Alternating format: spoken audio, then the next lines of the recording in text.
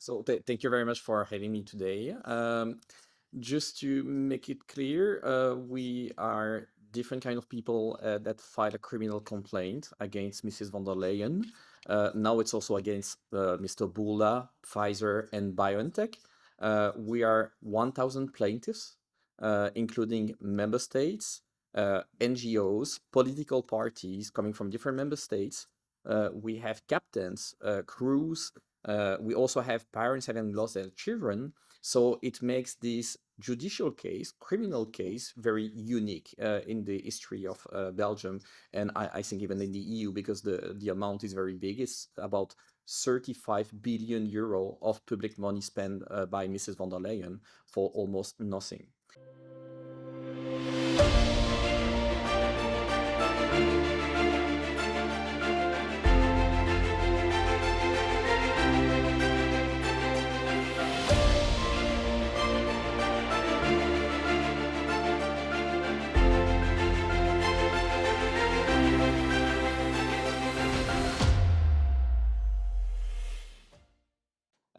So I'm very happy to be here because I don't believe that it's a question of political color. It's a question of common interest. It's a question of being united in our diversity to fight for fundamental rights of the EU people. So this is the reason why I'm here today. And so these very nice MEPs try to fight for transparency. And so I wrote the book to explain to the people, to give them access to the information they don't have. For example, I can show you something in the book. I printed some photos over here. This one is very special, taken by myself. It's a police officer defending the headquarters of Pfizer in Belgium on a Sunday, meaning that there is no one inside. And in front of my police officers, we had the ordinary people fighting for their fundamental rights. So can you imagine the police defending criminals against the ordinary people that claim that they want their fundamental rights? And so on this photo, there is a special slogan. And the slogan is, "Science will win." This is very interesting because if we talk about transparency, this slogan was a mission given by Pfizer to a lobbying firm called Hill & Knowlton. And this firm is very well known because they are the guys who helped to start the first Gulf War. Do you remember these fake nurse claiming that the Iraqi soldier killed children? It was not the case.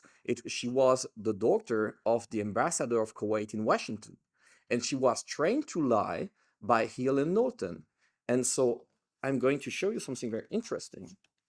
At the end of this book, I show the photo of Mrs. von der Leyen in a factory of Pfizer, and I double-checked in the transparency register, and I was unable to find a declaration of this meeting between Mr. Bulla, Pfizer, BioNTech, and Mrs. von der Leyen.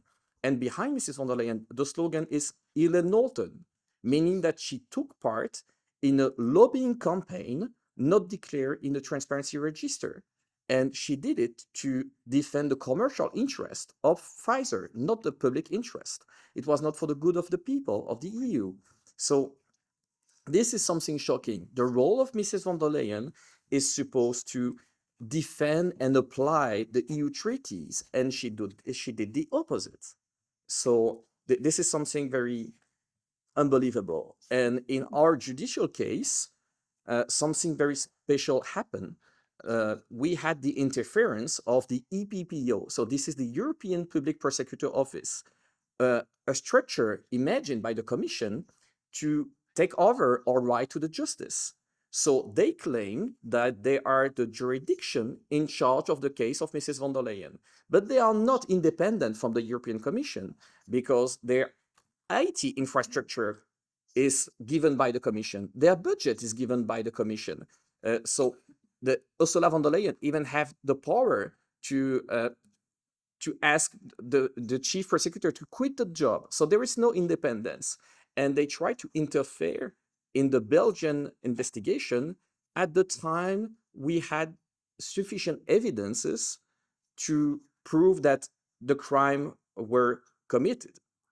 And so this is the reason why now two things happen. First of all, my lawyer, in her own name, and myself, we filed a new criminal complaint against the chief prosecutor of the EPPO, Mrs. Laura Kövesi. And if you see what happened in Romania before she became the chief prosecutor, she was accused of corruption, fake testimony, and also abuse of power. And we have records. We can show that Mrs. Kövesi, she lied to the European Parliament during a hearing to be sure that she never abused of the power. She claimed that she have no suspects. Can you imagine? So it's a criminal name, a criminal affair. And in our case, the name of this case is Mrs. von der Leyen. And Mrs. Kövesi and the EPPO are unable to find a suspect. And they never declared this case to the European Commission, meaning that the Commission felt free to never ask for the suspension of Mrs. von der Leyen.